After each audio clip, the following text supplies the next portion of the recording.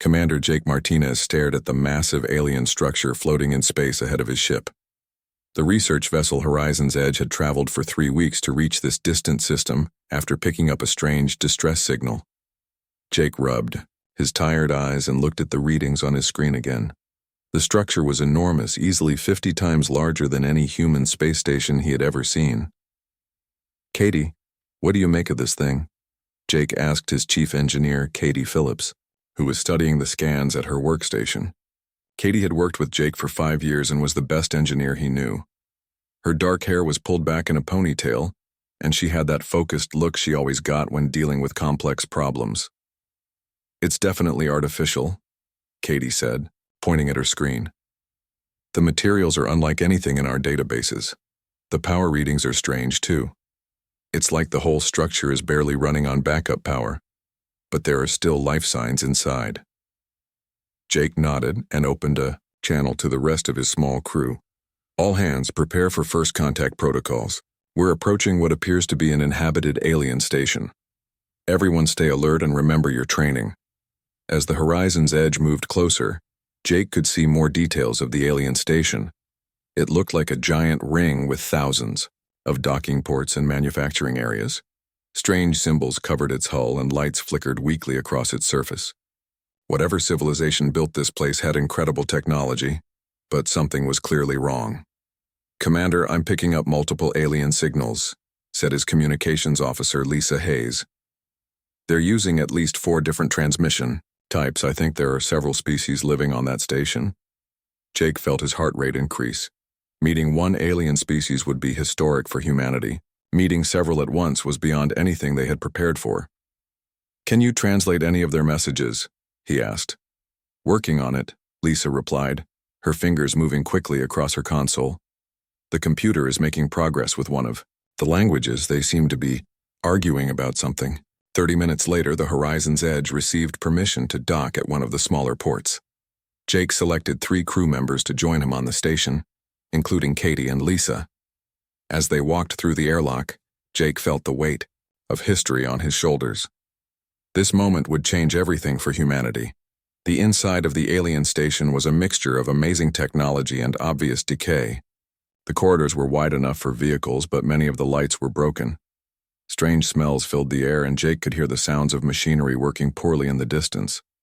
Whatever this place used to be, it was clearly struggling. Now, they were met by a group of the strangest creatures Jake had ever imagined. The first was tall and thin, with 4 arms and skin that looked like green metal. Its voice came from a device around its neck when it spoke. "I am Hive Speaker Zakth of the Kithara. Welcome to Junction Station." Next to the Kithara stood something that looked like a walking fish tank filled with blue water, and a creature that moved like a dolphin inside. When it spoke, bubbles came from speakers built into its tank. "I am Commander Veltereth of the Narathi people." The third alien was the strangest of all. It looked like a ball of bright light that changed colors as it moved. Its voice seemed to come from everywhere at once. "I greet you, humans.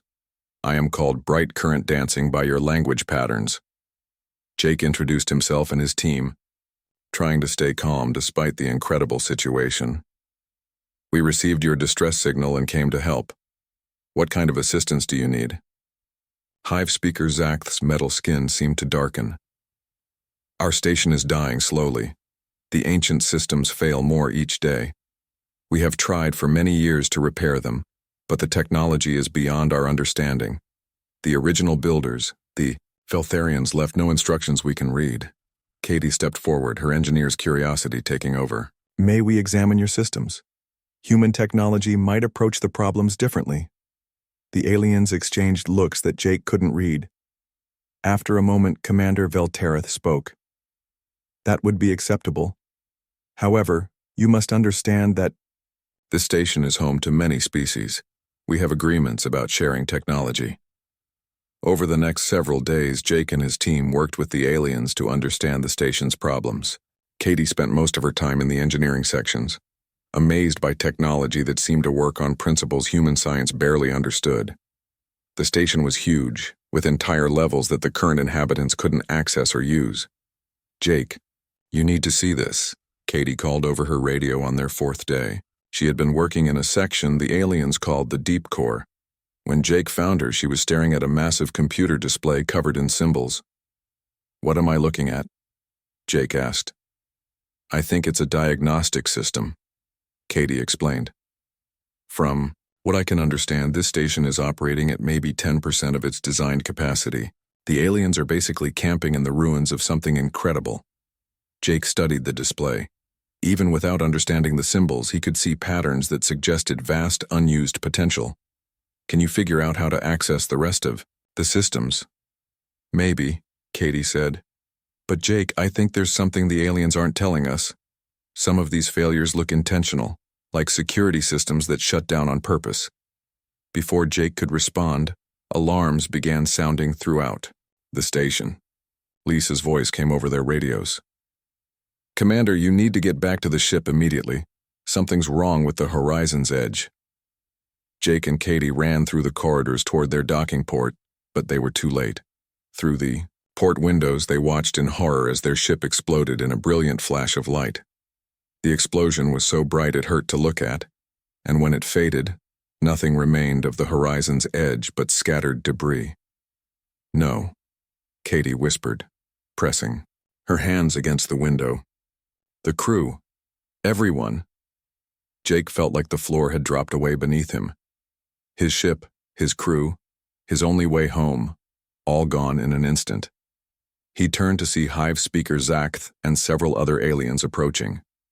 The alien's metal skin was now completely black. "Unfortunate accident," Hive Speaker Zakth said, but its voice held no emotion. "Your ship's power core must have been unstable. These things happen in space." Jake stared at the alien, understanding flooding through him like cold water. "That was no accident." "Perhaps not," the alien replied. "Your species shows dangerous talent with technology. The consortium has decided that this knowledge cannot be allowed to spread." Katie grabbed Jake's arm. "They're going to kill us." "Eventually," Hive Speaker Zakth confirmed. "But first you will remain in the lower sections where the life support barely functions. Consider it a slow death rather than a quick one. A kindness, really." Armed aliens surrounded Jake and Katie, forcing them away from the docking area toward the darker, colder sections of the station. As they walked, Jake's mind raced. They were trapped on an alien station with no way home and hosts who wanted them dead. But Katie had said the station was operating at only 10% capacity.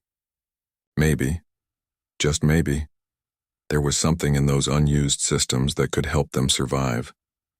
The aliens pushed them into a section where the air smelled bad, and the lights flickered constantly. The heavy door sealed behind them with a sound of finality. Jake and Katie were alone, stranded in the dark depths of an alien station that was supposed to be their tomb. The air in the lower sections of the station tasted like metal and decay.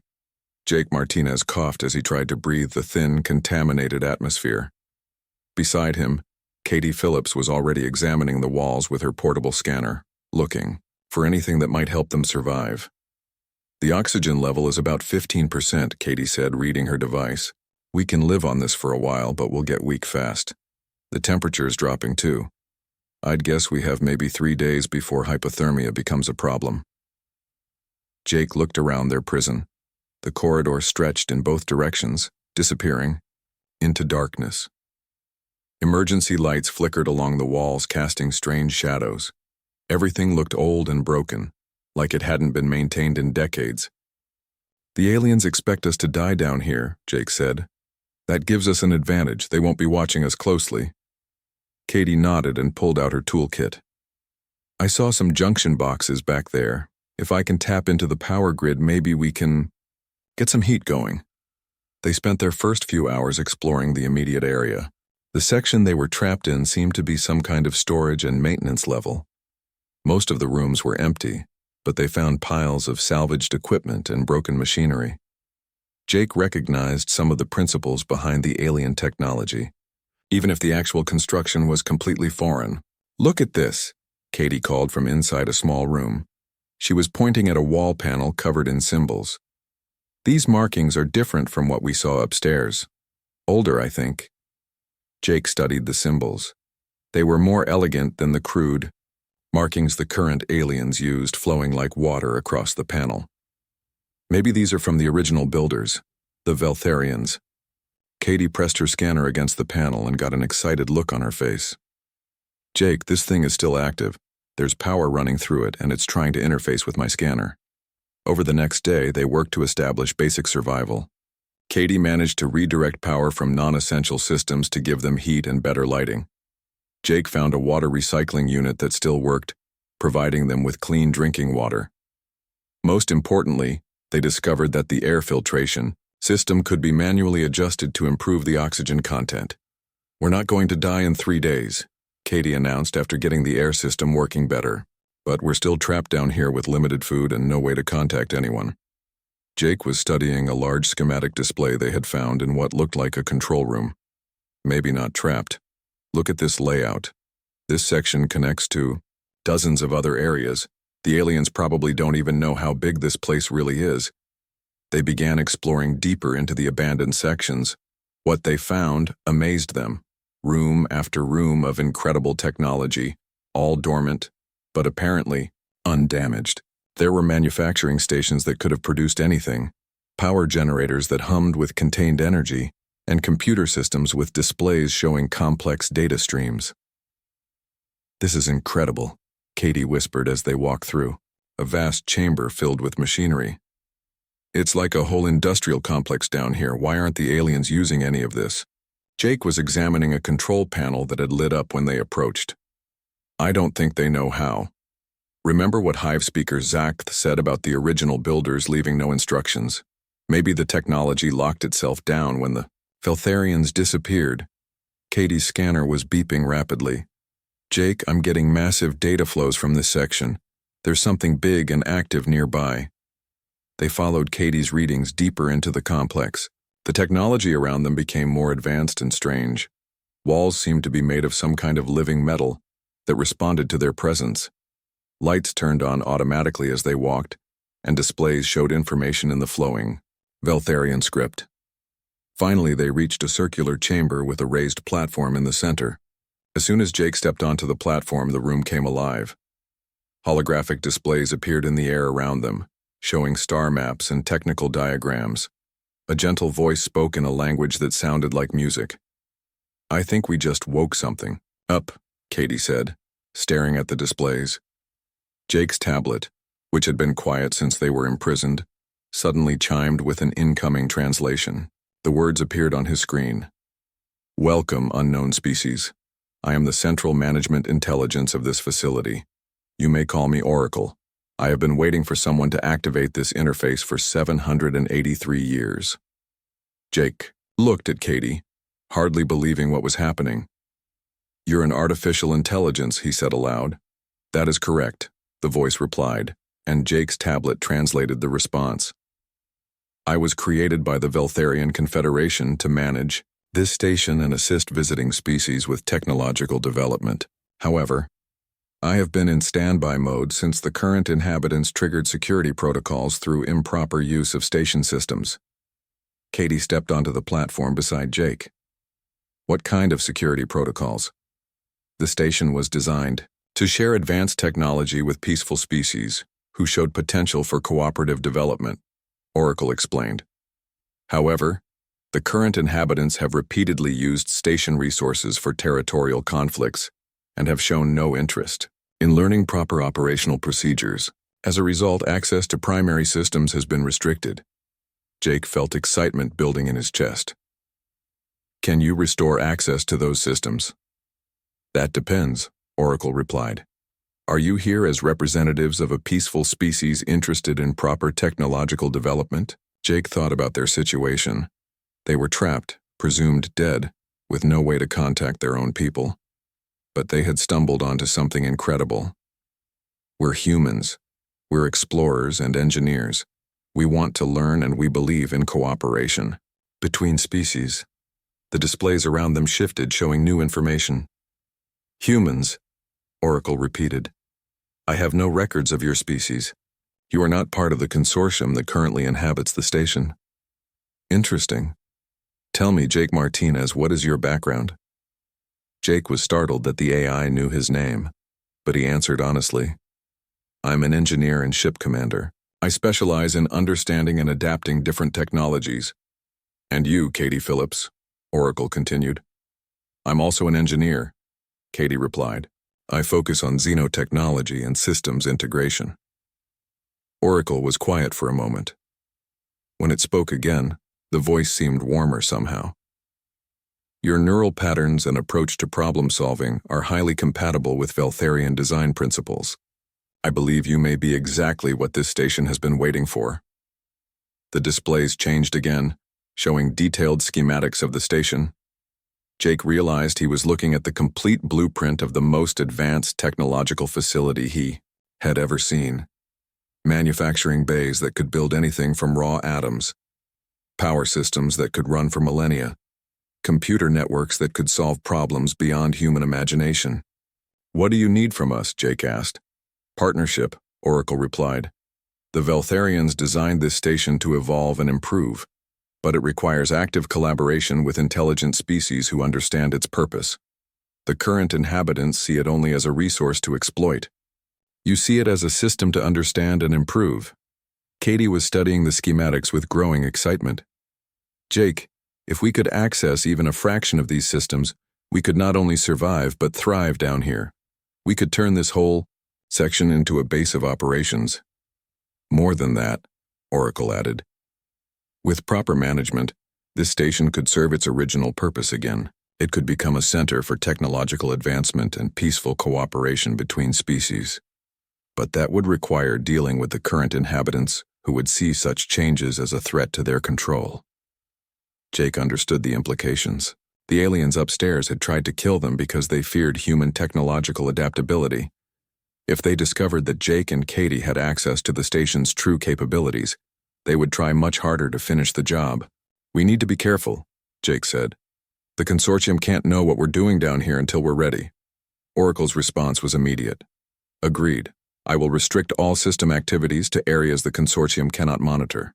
However, be aware that as we activate more of the station's true capabilities, some effects will be impossible to hide." Katie was already moving toward one of the control panels. "Then we'd better work fast. Oracle, can you show us how to begin basic system restoration?" "It would be my pleasure," Oracle replied, "initiating tutorial protocols now. Welcome to Veltharian Station, humans. I believe you will find the experience quite educational." As holographic instructions began appearing around them, Jake felt hope for the first time since watching his ship explode. They weren't just going to survive in these abandoned sections, they were going to transform them into something the aliens upstairs couldn't imagine. The question was whether they could do it before the consortium realized that their prisoners had become something much more dangerous than dead. Jake Martinez stood before a wall of holographic displays, his mind struggling to process the incredible information Oracle was sharing. The AI had been teaching them about Veltharian technology for 2 weeks now, and every day brought new revelations about the true capabilities of the station. The atmospheric processors alone could support 1 million inhabitants, Oracle explained as diagrams flowed across the displays. The current population of 15,000 is using less than 2% of available life support capacity. Katie Phillips was working at a nearby console, her hands moving confidently across controls that would have been completely alien to her a month ago. "Jake, look at this power distribution network. The consortium has been routing everything through backup systems. The main generators haven't been activated in centuries." Jake studied the power grid schematic. Red lines showed the current pathetic energy flow throughout the station. Blue lines showed what was possible with proper system management. The difference was staggering. "Oracle, why did you allow the station to operate so inefficiently for so long?" "The security protocols prevented me from making major improvements without proper authorization," Oracle replied. "The consortium leaders never attempted to learn correct procedures. They simply forced their way into basic systems and ignored everything else. I was compelled to let them muddle through rather than risk station integrity." Over the past 2 weeks, Jake and Katie had been gradually reactivating dormant systems under Oracle's guidance. The process was slow and careful. Each new system, They brought online had to be isolated from consortium monitoring, but the results were already impressive. Their section of the station now had perfect climate control, unlimited clean water, and food production facilities that created meals better than anything Jake had eaten on human ships. More importantly, they had access to manufacturing systems that could build almost anything they needed. The medical bay is particularly impressive, Katie said, pointing to a section of the schematic. Oracle, show Jake what we discovered about biological adaptation.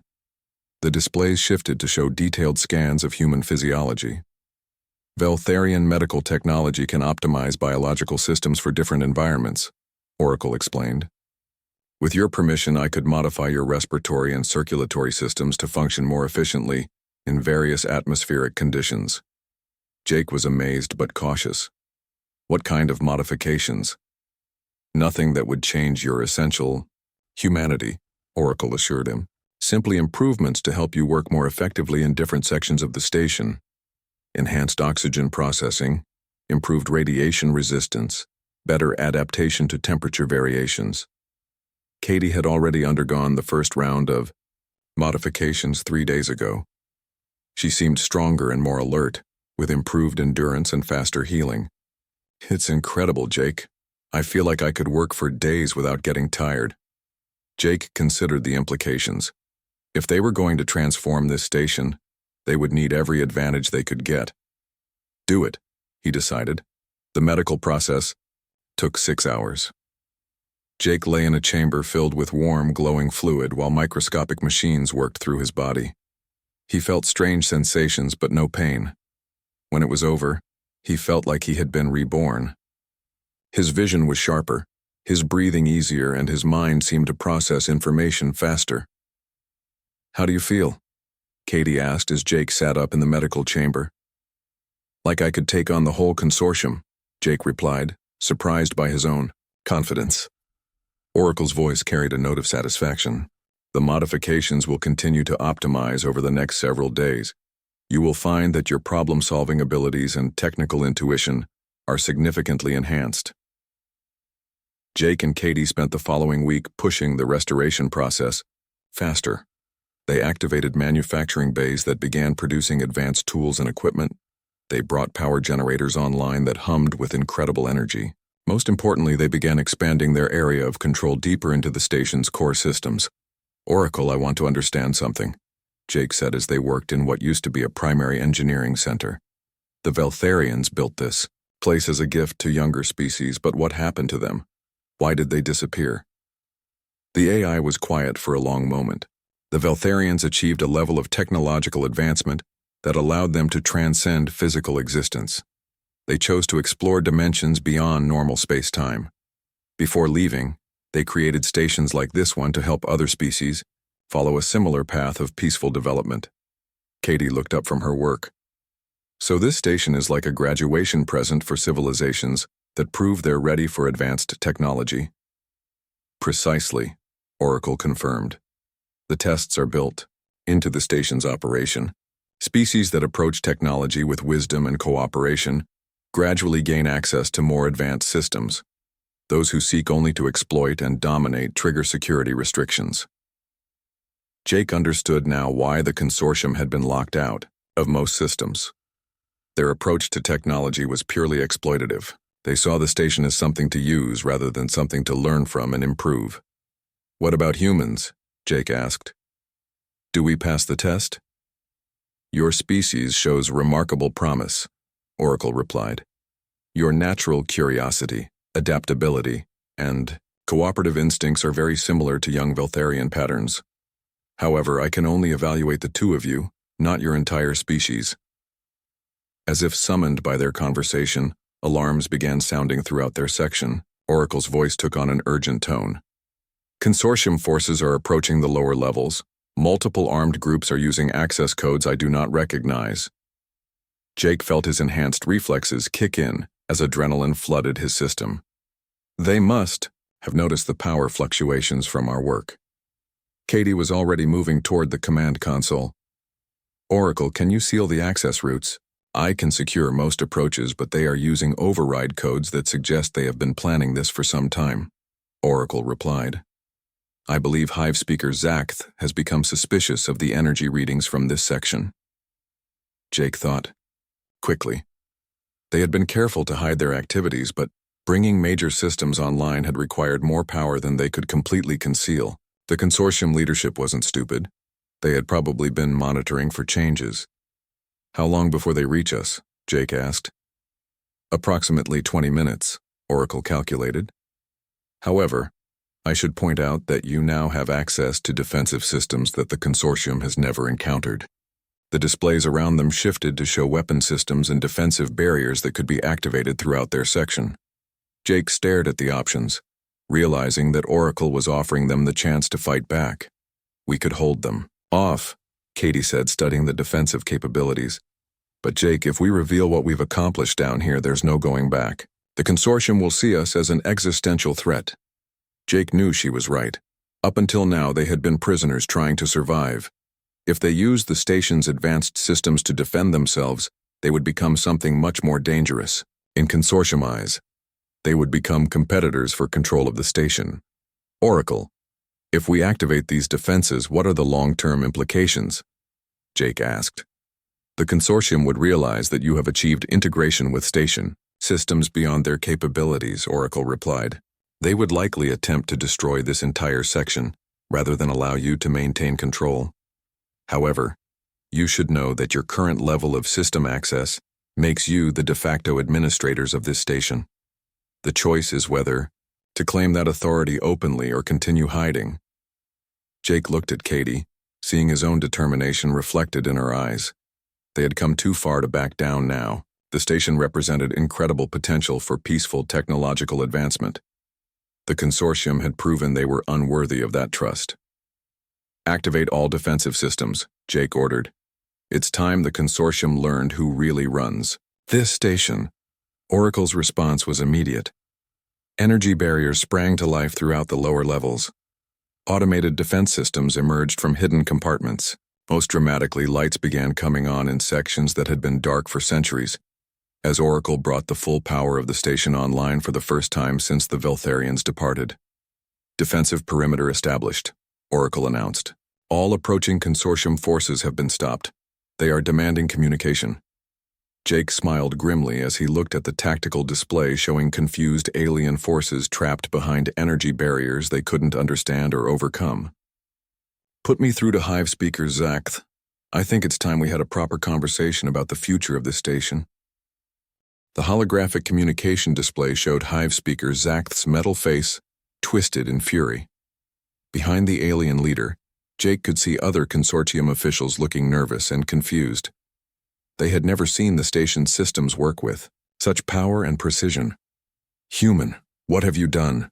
Hive speaker Zakth demanded, its artificial voice crackling with anger. These systems should not respond to your commands. Jake stood calmly before the display, feeling the confidence that came with his enhanced abilities and the knowledge that Oracle's defenses surrounded him.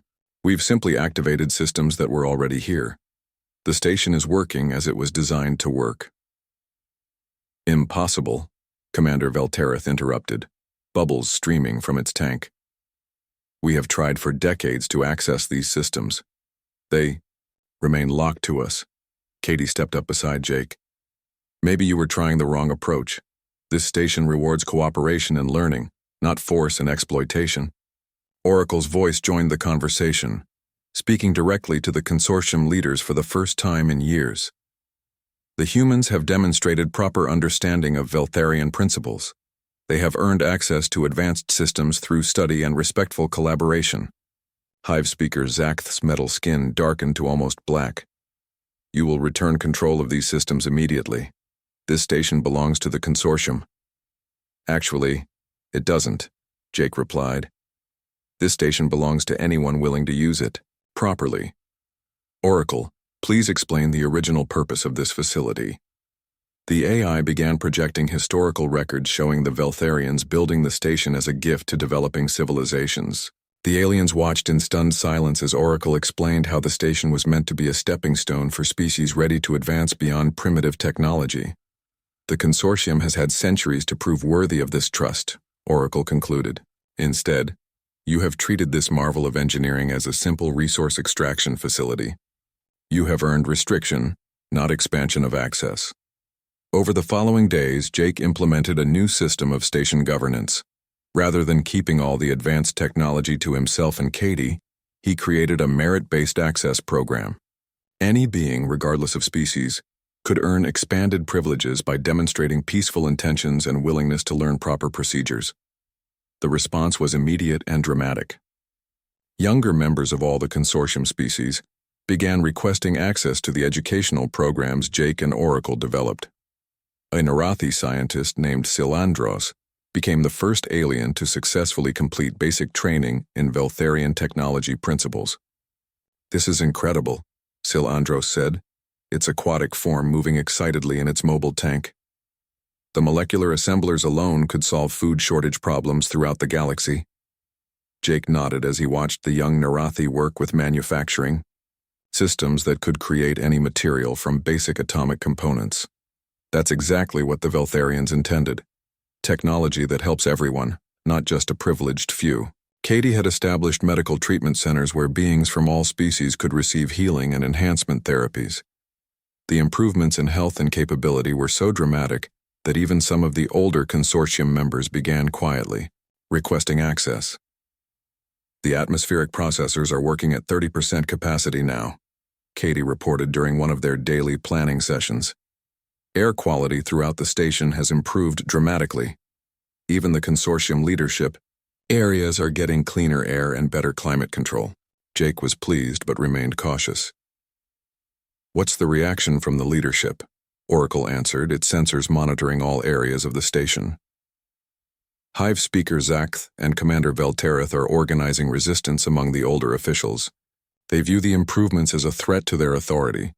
However, many younger beings are supporting the new systems. The tension came to a head 2 weeks later when the old leadership attempted to shut down power to the lower levels. They had hoped to force Jake and Katie back into submission by cutting off their resources. Instead, they discovered that the humans now controlled the station's primary power grid. Their attempt to cut our power actually activated backup generators that have been dormant for centuries, Oracle reported with what sounded like amusement. Station power capacity has increased by 400%. Jake used the crisis as an opportunity to demonstrate the benefits of proper cooperation. Instead of retaliating against the leadership, he redirected the extra power to improve living conditions throughout the station. Residential areas that had been cramped and uncomfortable for decades suddenly had luxury accommodations. "Jake, you need to see this," Katie called from the communications center. She was monitoring message traffic throughout the station. "We're getting requests for cooperation from beings we've never heard of before." Jake studied the communications logs. Species from distant parts of the station, groups that had been isolated for years, were reaching out to ask about the new systems. It seemed that the station was far more populated than the consortium leadership had ever admitted. "Oracle, how many beings actually live on this station?" Jake asked. "Current population is approximately 47,000 across 12 species," Oracle replied. "The consortium leadership represents only the 3 most politically aggressive groups. Most inhabitants have been marginalized and ignored for decades." Jake realized they had stumbled into something much bigger than a simple power struggle. The station wasn't just home to the consortium. It was a diverse community where most beings had been kept powerless by a small group of leaders who controlled access to basic resources. "We need to establish proper representation," Jake decided. "Every species should have a voice in how this station operates." Over the next month, Jake and Katie worked with Oracle to create a new governance system. Representatives from each species were invited to participate in station management. The old consortium leadership could keep their positions, but only if they proved willing to work cooperatively with others. The results exceeded Jake's most optimistic expectations. With proper coordination and access to advanced technology, the station transformed from a struggling way station into a thriving center of innovation. Manufacturing facilities produced goods that benefited everyone. Research laboratories made discoveries that advanced the knowledge of all participating species. Most importantly, the station began attracting visitors from across the galaxy. Word spread about a place where different species could work together to access incredible technology. Ships arrived daily carrying beings eager to participate in the new cooperative system. "Jake, we're getting a signal from human space," Lisa Hayes announced one day. The communications officer had survived the ship's destruction by being off duty in a distant section when it exploded. She had emerged from hiding when the new systems made it safe to move around the station. Jake felt his heart race as he heard familiar human voices over the communication system. "This is Admiral Robert Chen of the Earth Alliance Fleet. We received your transmission about cooperative technological development. Request permission to send a diplomatic mission." Jake looked at Katie and saw the same mixture of joy and worry in her eyes. Contact with humanity meant they would no longer be alone, but it also meant they would have to explain how two stranded engineers had become administrators of the most advanced technological facility in known space. "Oracle, are you ready to meet more humans?" Jake asked. "I believe your species has great potential," Oracle replied. "However, the real test will be whether humanity as a whole can embrace the cooperative principles that you and Katie have demonstrated." Jake activated the communication system to respond to Admiral Chen, knowing that his next words would determine not just his own future, but possibly the future of human civilization itself. The station had become something incredible under his guidance, but maintaining that progress would require wisdom from his entire species. "Admiral Chen, this is Commander Jake Martinez. Permission granted for diplomatic mission. However, be advised that this station operates under principles of peaceful cooperation and shared technological advancement. All visitors must agree to these terms before accessing advanced systems." As he ended the transmission, Jake looked around at the thriving community they had built from the ruins of an alien prison. The real work was just beginning. The human diplomatic ship Eagle's Pride docked at the station 6 weeks after Jake's transmission reached Earth. Admiral Robert Chen led a team of 50 diplomats, scientists, and engineers who stared in amazement at the bustling alien facility that Jake and Katie had transformed. "Commander Martinez, this is incredible," Admiral Chen said as Jake gave him a tour of the main engineering sections. "When we lost contact with your ship, we assumed the worst. To find you not only alive but running the most advanced technological facility we've ever encountered is beyond anything we imagined." Jake felt proud but also worried about humanity's reaction to what he had accomplished. "Admiral, you need to understand that this station only works because of cooperation between multiple species. Humanity can participate, but we can't dominate or control." Admiral Chen nodded thoughtfully as they watched human and alien engineers working together to optimize power distribution systems. "The reports you sent were clear about that. Earth's leadership is very interested in these cooperative principles, especially given the technological advantages they provide." Over the following months, more human ships arrived carrying volunteers eager to participate in the station's programs. Jake was pleased to see that most humans adapted well to the cooperative environment. However, tensions began rising when some Earth officials suggested that humanity should have special privileges due to Jake's role in the station's transformation. "That's exactly the kind of thinking that got the old consortium leadership in trouble," Katie warned during a private meeting with Jake and Admiral Chen.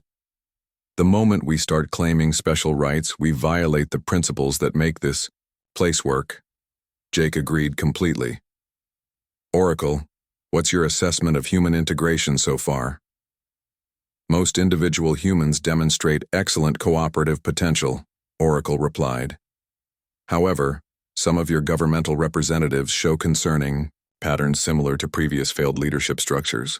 They seem focused on gaining advantages over other species, rather than working with them." The crisis came when Earth's Technological Council demanded exclusive access to certain advanced manufacturing systems. They argued that since humans had restored the station, humanity deserved preferential treatment. Jake found himself in the uncomfortable position of having to refuse direct orders from his own species' government. "I won't compromise the principles that saved this station," Jake told the council representatives during a heated video conference. "The moment we start playing favorites, everything we've built here falls apart." Council Director Patricia Wong's face was stern on the display screen. "Commander, You're being ordered to provide Earth with advanced technology specifications. This is a matter of human security and advancement. Jake felt the weight of an impossible choice. Obey his government and destroy everything he had worked for, or defy Earth's leadership to protect the cooperative community he had helped create. Before he could respond, alarms began sounding throughout the station. Multiple hostile ships approaching, Oracle announced. Configuration suggests consortium military vessels. Time to weapons range, 18 minutes.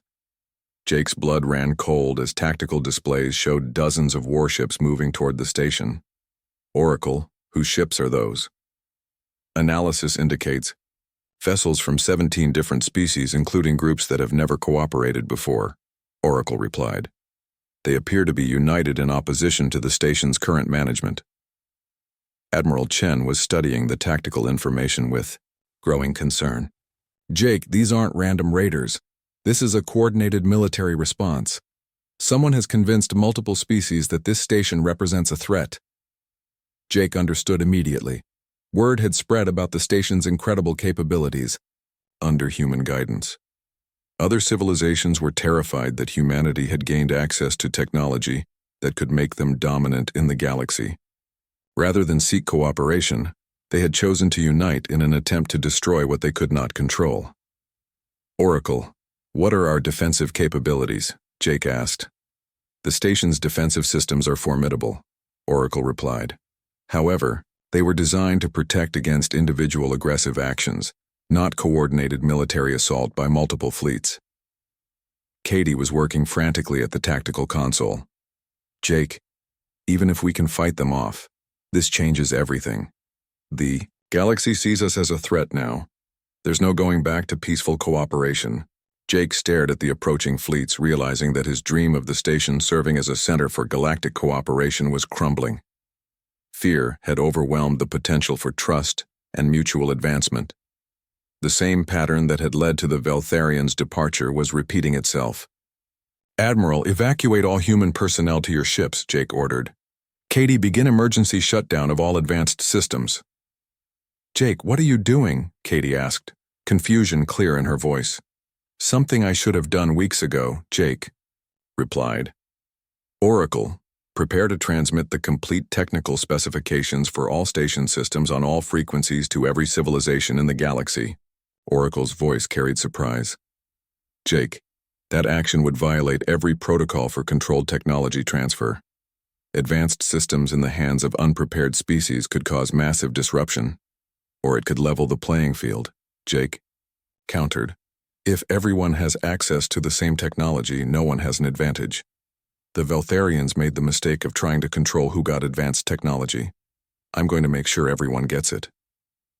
Admiral Chen grabbed Jake's arm. Commander, you can't give this technology to everyone. Some of these civilizations are hostile to humanity. Jake pulled free from the Admiral's grip. That's exactly why I have to do this. As long as one group controls advanced technology, there will always be fear and conflict. The only way to achieve real peace is through shared capability. Katie understood what Jake was planning. You're going to make the station's knowledge freely available to everyone, regardless of their politics or intentions. The Veltharians tried to be careful about who deserved advancement, Jake said as he began inputting commands into Oracle's communication system. But careful selection just created resentment and conflict. Maybe the answer is to trust everyone with the technology and let them prove themselves through their choices. The attacking fleets were now only minutes away from weapons range. Jake could see the station's automated defenses preparing to engage, but he knew the outcome would be devastating regardless of who won. Fear and mistrust had poisoned any chance of cooperation. Oracle, execute transmission now, Jake commanded. Transmission initiated, Oracle confirmed. Complete Veltharian technical database now broadcasting on all frequencies to every known civilization. Jake watched the tactical display as his signal spread across the galaxy. Within minutes, every species would have access to the same advanced technology that had transformed the station. Manufacturing techniques, power generation systems, medical advances, everything the Veltharians had developed to help younger species evolve. The attacking fleets suddenly stopped their approach as their commanders realized what was happening. The technology they had come to prevent humanity from monopolizing was now freely available to everyone, including themselves. "Jake, the fleets are withdrawing," Katie reported with amazement. "They are receiving the technical data and returning to their home systems." Jake felt exhausted but satisfied. His solution wasn't perfect, but it removed the fundamental cause of the conflict. No one could dominate the galaxy with Veltharian technology because everyone would have equal access to it. "Oracle, what's your assessment of this decision?" Jake asked. "Unprecedented and potentially catastrophic," Oracle replied. "However, also potentially transformative. The Veltharians never attempted unrestricted technology sharing. The results will determine whether your species' approach to cooperation is superior to controlled advancement." Admiral Chen was staring at Jake with a mixture of admiration and concern. "Jake, you just changed the entire balance of power in the galaxy. Earth's government is going to be furious." "They'll adapt," Jake said confidently. "Humanity's strength was never in having better technology than everyone else. Our strength is in understanding how to use technology cooperatively. That advantage becomes more important, not less, when everyone has access to the same tools. Over." The following years, Jake's gamble proved successful. The free distribution of Veltharian technology led to a golden age of cooperation and advancement. Species that had been enemies for centuries found themselves working together to understand and implement the new capabilities. The station became the center of a galaxy-wide network of cooperative research and development. Jake lived to see humanity take its place as a respected leader in this new galactic community. Not because humans controlled superior technology, but because they had demonstrated superior wisdom in sharing it. The principles he and Katie had established on the station spread throughout known space, creating a civilization based on cooperation rather than competition. When Jake finally died peacefully at the age of 93, his funeral was attended by representatives from over 200 species. Oracle preserved his memory and teachings in the station's core systems, ensuring that future generations would remember the human engineer who chose trust over fear and changed the galaxy forever.